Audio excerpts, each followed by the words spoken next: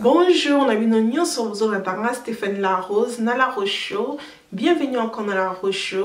On a une technique mususu o ezake ekosepeli sabino atozana Nivea. Nous vous avons donc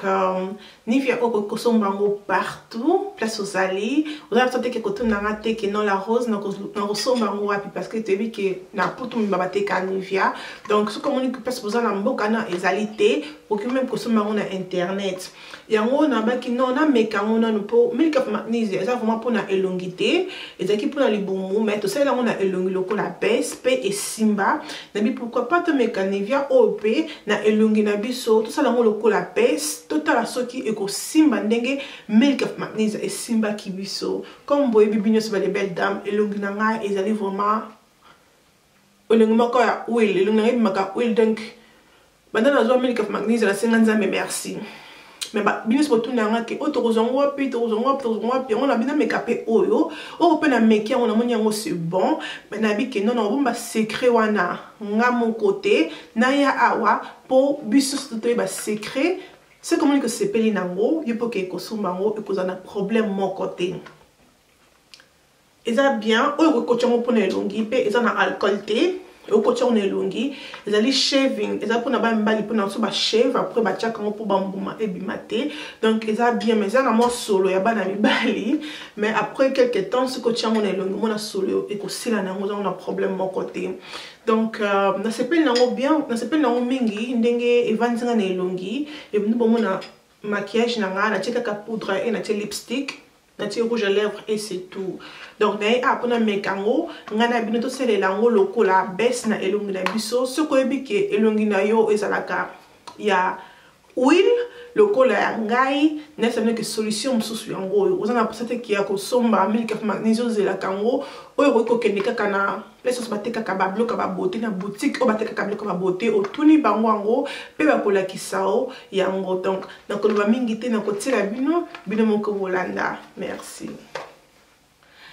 Dans la longoli Nivea na carton nango eza boye et le col bosso non sala avant fongo lango chone longi to ningi sango ça pour ça que non aux onka ba mo bongo non ningi sango bien après que na fongo lango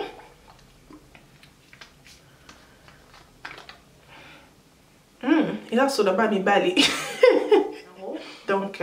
non mais comment ce qu'on a bu non na tchona ma misapi na pakola.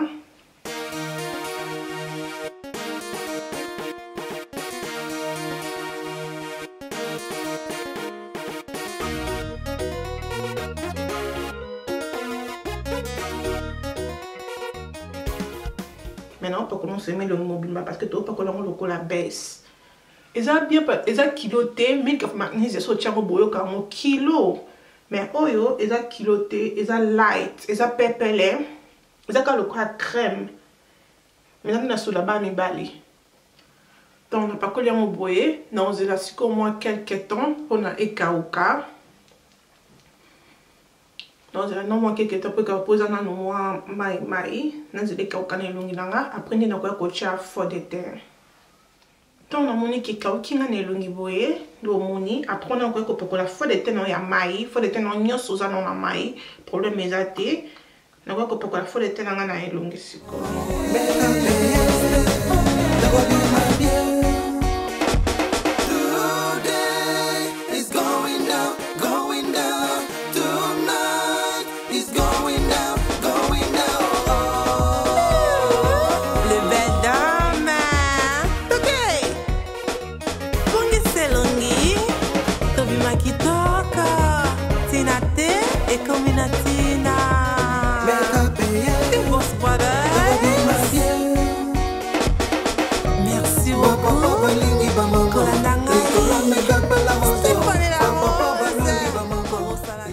Si c'est que tu as fait des longues bon de salé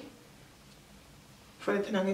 bien et on a le va toujours les belles dames ils a bien cause on a éponge boy à beauté éponge bien sur beauté ça a bien qui cause on a ba brosse sorti na brosse après on moni qui brosse c'est pendia au partout nous on a la kisibino après on a des ko tia suko ko vendre son pour ezo kota suko na poso na bien na éponge na yo boy donc éponge ou ko kiza ils ont 2 livres 3 livres en internet donc ça là ils ont vraiment bien pour nous aider biso pour nous tirer à fond de thème même pour nous tirer bloquer belé il faut une éponge na boy donc on tient faut de thème ngai illuminé comme boy OK on a ça bien R on a tiré faut de thème ngai donc 14h26 nous besoin on a et non le que sous on a filmé à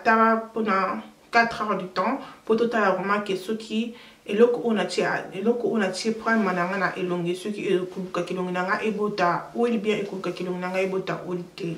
donc on a tiré faut être nanga ko que c'est ça make-up nanga yi donc nanga maquillage belé pour non bimaté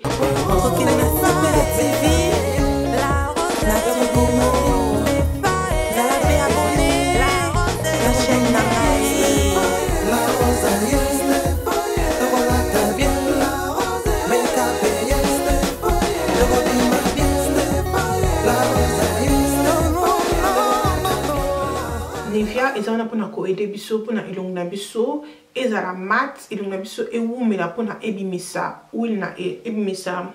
elongi donc yango to sala yango lokola base mais ezali bien parce que oyo eza moins cher que ont 4 livres na ba store nyonso plus nyonso vandi na mboka nyonso vandi on a pensé que to kotuna ki la rose ko zongo api to yebi ki na poto partout ba te Nivea ezali na wana donc tu la bino pour mon nango yango wana